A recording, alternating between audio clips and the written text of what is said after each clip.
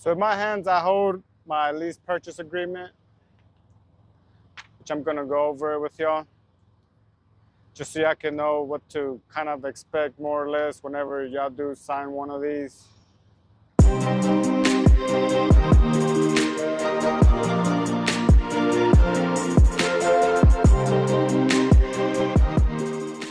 So the company I'm doing a lease purchase with, it's a smaller company.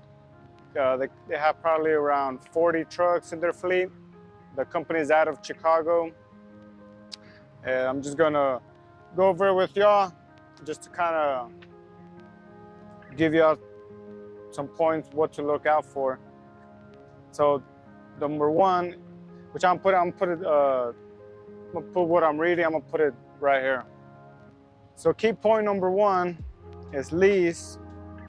It says, lessor hereby agrees to lease to lessee, and lessee hereby agrees to lease from lessor on the terms and conditions hereafter stated the following described used equipment, the vehicle, and then the vehicle that I'm doing the lease purchase, which is a 2016 Freightliner Cascadia. Then number two, acknowledgement of receipt. Lessee hereby acknowledges receipt of the vehicle, which was preceded by lessee's inspection thereof, and lessee hereby affirms that it has determined the vehicle to be in good working order and condition suitable for lessee's needs and intended use. It's basically saying that I checked out the vehicle, looked it over, everything is working, everything's good to go pretty much. Number three, term. The vehicle is leased hereafter for 34 months, commencing date and ending on to be determined. The rental term. So pretty much the day that I decided to purchase it or lease purchase. Number four, down payment. The lessee agrees upon executing of this lease agreement to pay the lessor a down payment of $10,000 to guarantee the full performance of the lease, and in the event of any breach, the down payment shall be retained by the lessor. It's basically saying if I was to break contract, which if I was to walk away from paying the truck pretty much, return the truck, they would keep the down payment. There's a lot of companies that do walk away lease purchase. I don't know if in other companies you got to put a down payment or not, but this one, I had to put a $10,000 down payment. Payments. Number five, lessee hereby agrees to pay lessor monthly payments for the right to use the vehicle for the term hereof, the sum of $1,529.05, payable monthly, with the first installment being no later than the 5th of the month. If the lessee faithfully performs all of the obligations under this lease, including maintenance and payments, the lessee may purchase the vehicle at the termination of the lease by paying the lessor $1 plus all transfer and sales taxes, if any, all title or retitling fees, and any other customary and usual expenses. So it's pretty much telling me that I need to pay $15.29 on a monthly basis by the end of each month. And at the end, if I finish paying all my monthly payments, which the total amount was right under $62,000 for the value of the truck, at the end, after finish paying everything, which is 34 months, I can just pay the company $1 and they'll give me the title, and I would be responsible for all transferring of the title fees, transfer and sales taxes. So when you buy a truck, when you buy a vehicle, car, whatever, there's sales tax that you got to pay on top of the vehicle. So I would be responsible for all that. Number six, right of repossession. In the event the lessee fails to faithfully comply with all the terms and conditions of the lease and wants to terminate the lease ahead of schedule, lessor keeps the right to retain the down payment and/or charge lessee the amount of $1,000 per week for the period between the date of commencing this lease agreement and the early termination date. If early termination occurs, lessee shall return the equipment to be inspected by the lessor or a third party chosen by the lessor. The lessor is the company, and I'm the lessee. And after the inspection is done and the vehicle is found not to be in a perfectly operational condition, the lessee will be charged for everything that needs to be fixed on the vehicle. After termination, lessee shall not have any claim to the down payment or any other charges or rights under the lease term. So it's pretty much saying if I decide to return the vehicle, they're going to keep the down payment. Plus, they're going to charge me for whatever repairs has to be into the truck.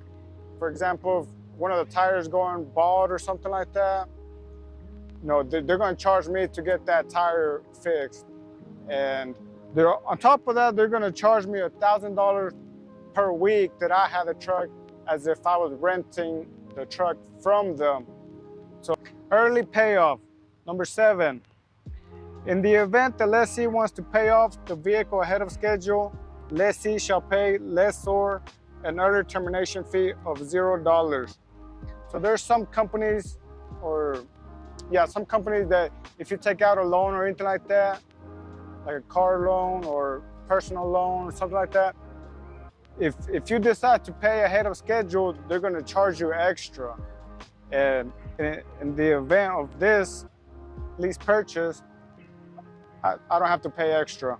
But you got to watch out for this, because sometimes you try and get out of the lease and you want to pay it off early or something like that. But you got to watch out early payoff. Number 8, maintenance and repair. Lessee at lessee's sole cost and expense shall use reasonable preventative maintenance and keep the vehicle in good repair and proper operation condition, and keep the vehicle free of any and all liens and encumbrances at all times during the lease term until the vehicle is paid for in full. So pretty much I just got to keep up with the maintenance and repairs. Number 9, insurance. Lessee agrees at lessee's sole cost and expense to produce and keep in full force and effect during the lease term and at all times while the vehicle is in custody, possession, or control of lessee, a policy or policies of insurance where the vehicle is insured in full and the lessor is named loss payee and certificate holder on the policy. In the event of a total loss, whatever the amount of money the insurance company will pay off will first and foremost be used to cover the unpaid balance of this lease agreement. So it pretty much, you gotta have insurance on the truck. It's pretty much saying if you were in an accident, that the insurance will claim the truck to be totaled.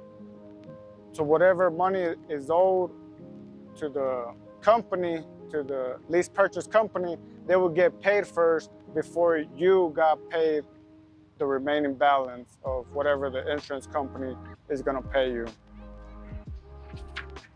Number 10, no subleases or reassignments.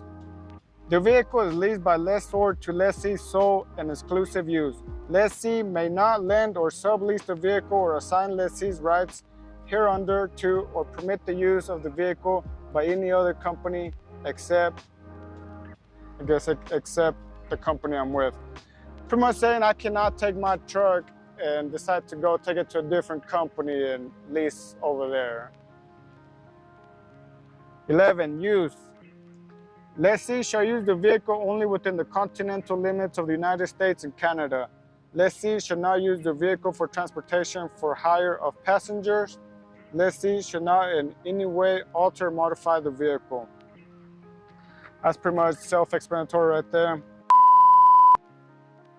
So I'm not quite sure what happened to my audio in the last video, but there towards the end, I lost complete audio. So I'm just gonna continue off here. And I do apologize if there's the background noise. It's the truck, I have it on.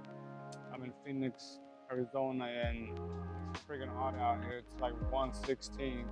So I did turn down the AC down a little bit. That way, not a whole lot of background noise going on. But what was that? Number 12? I think I was at number 12. Lessor's disclaimer of warranty. Lessee hereby expressly acknowledges that the vehicle is used and that lessor has afforded lessee the opportunity to inspect the vehicle, and that lessee found it to be in fit and proper working order and condition and suitable for lessee's intended thereof. Lessor makes no representation of warranties of any kind, whether express or implied, with respect to the vehicle, and lessor hereby expressly disclaims any implied or other warranty, whether of accountability or for fitness, for any other particular purpose or otherwise. It's pretty much saying that I checked out the truck, I looked, everything's working. The, the company is not going to give me any type of warranty on the truck. If my truck breaks down within a month or two or however long, they're not responsible for making payments. Number 13, the leased vehicle is to be used only for lawful business and commercial purposes. Pretty much can't be hauling immigrants in it, I guess. Number 14, indemnification. Lessee hereby agrees to save indemnity and to hold harmless lessor, its officers, employees, agents, and assigns, collectively referred to as lessor for purposes of this paragraph, from and against all claims, loss, liability, and damage lessor may sustain or suffer arising out of or related to lessee's possession or use of vehicles pursuant to this agreement. Basically, it's saying if I was to get into an accident or something was to happen to a truck, I cannot sue the company for any reason according to this paragraph. I cannot sue any of the CEOs, employees, nobody. I cannot sue nobody that pertains to the company. That is the last point on this lease purchase agreement. Now, so final thoughts on lease purchase agreement. I got extremely lucky to get with the company I'm with. They've been really good to me since the beginning. And I mean, every company is gonna have, its complaints and stuff, but from the stories I've heard from other lease purchases, I mean, I think I lucked out big time. I mean, it's a company I did no research on. I went straight from the oil field to over the road with this company, and I was new to the OTR, and I just got lucky, I guess, because so many companies out there, they're gonna take advantage of you every possible way. So FreightWaves just came out with the article, and it talks about the FMCSA is cracking down on predatory lease purchase agreements on these owner operators. So basically what they're doing is, they doing the lease purchase to drivers, and then once the driver is getting close to the finishing paying the truck off, they're pretty much saying that no loads available, or they start giving you bad loads, horrible loads, and just say that that's all that there is at the time.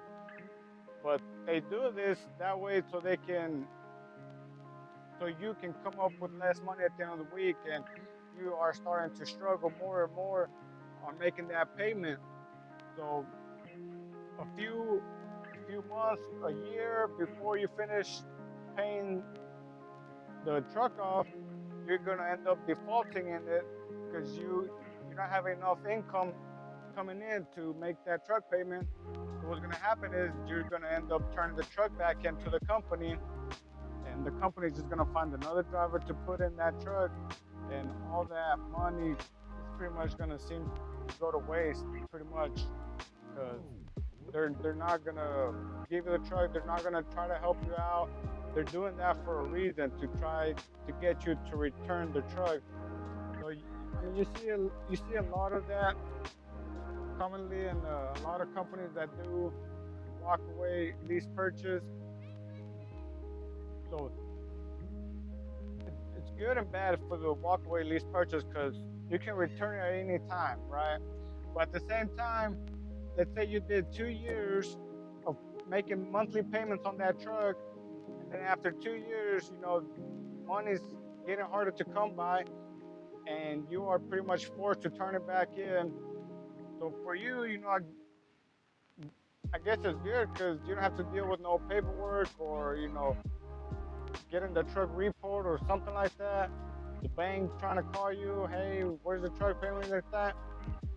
So for you, it's good. You get to just to return it, but at the same time, like you made 2 years worth of payments, which probably 50 grand plus, and the company pretty much gets all the benefits from it.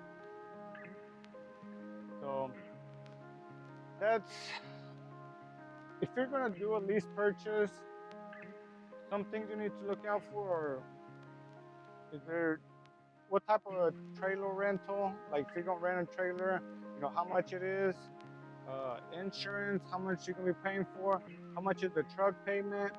The truck payment is what kills a lot of drivers, what puts them out of business, the newer lease purchase guys, because these companies, they buy brand new trucks, they find somebody to fill it in, and the driver is stuck with making the truck payment. Like, I get it's a brand new truck. I mean, I would love to drive a brand new truck. I have a 16 Cascadia, but my payments are 1,500. If you look at these trucks, the newer trucks, I mean, you're looking at least 2,500 plus. And I'll see them up to like 3,500. And depends how the agreement is structured. Like, for me, I pay monthly. And I have one of my buddies that works in this company. He pays weekly. So if you pay weekly, no matter what kind of check you made for that week, they're drafting that truck payment out. So if you have a high payment, $700-800 a week, it's coming out whether you hauled good loads, whether you were at home or whether you took a few bad loads. That truck payment is coming out, insurance is coming out. Also, another thing that can potentially kill you is the fuel card. Well, what type of fuel card do you use? Some of these companies, they force you to use their own fuel card. If they're forcing you, I mean, that's a red flag right there. The company I'm with, they try to force a couple of guys, not me, because I told them, no, I'm using my own fuel card. I'm an owner operator. I was doing lease purchase, but I stood my ground. I told them, no, I'm not using your fuel card. So the fuel card that they use is I think they switched by now, but the one they were using was Compass. That's the Compass fuel card, something like that. That's the one I was using when I was a company driver, and that only works with the pilots. So if you're an owner-operator, you're obviously, I would hope so, you're not going to be fueling up at Love's, TAs, and pilots all the time. Sometimes, yes, it's good fuel, but 100% of the time, no. That's where all your profit's going to go. It's towards your fuel. And, I mean, if you can save a few $100 a week, sometimes fueling up at the Flying J, sometimes fueling up at the smaller shops, why not take advantage of that? But what they do is they give you this fuel card, so they give you 0 discount when you use it, but they're getting 10 to 12 cents discount to the gallon. So while you have to pay full price at the pump, on the back end, they're the ones getting the discount, and they're charging you the full amount. And then when they have to pay the fuel card company, they're paying less than what they charge you just because they have the 10, 12 cent discount. And sometimes sometimes they have even more of a discount. So that truck payment, type of insurance that you gotta have. If you're a newer driver, I mean, your insurance can be pretty high right off the bat just because you're new with the CDL. And what else? What else? Like there's some companies like mega carriers that use a third-party lease purchase agreement, like Prime. Somebody correct me if I'm wrong, but I believe Prime uses a company called TVC, which when you do the lease purchase agreement, you go through TVC, which TVC is basically the bank, I guess. I'm not 100% sure about this, but TVC is the bank. So you do the agreement with TVC, and TVC puts the truck with Prime. So you're basically working under Prime.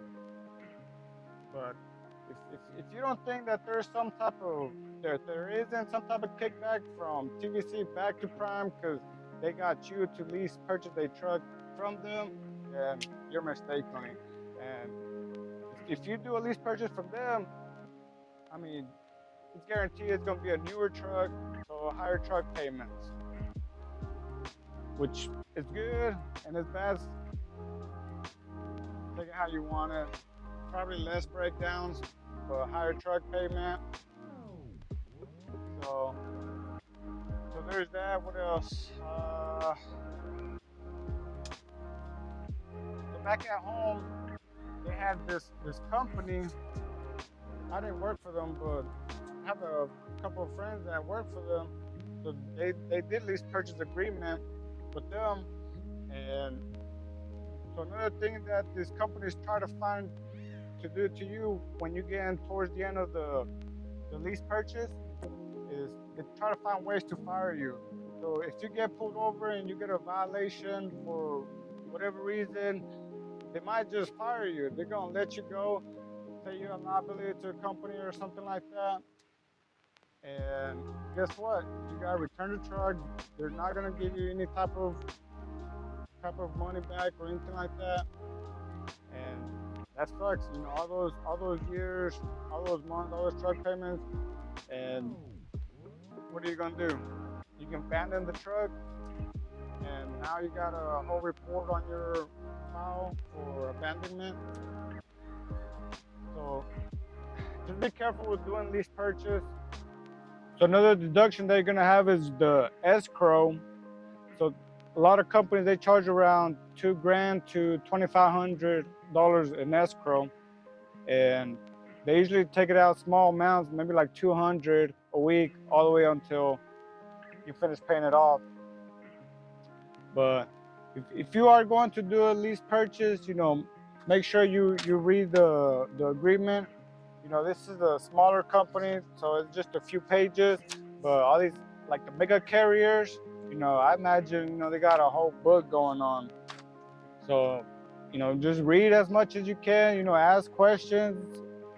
You know, I'm sure they're gonna answer you. If not, then that's another red flag. But if you have any questions, you know, comments, whatever, let me know. I'll try to answer them the best as I can. But that's gonna be it for today's video. I'll see y'all on the next one.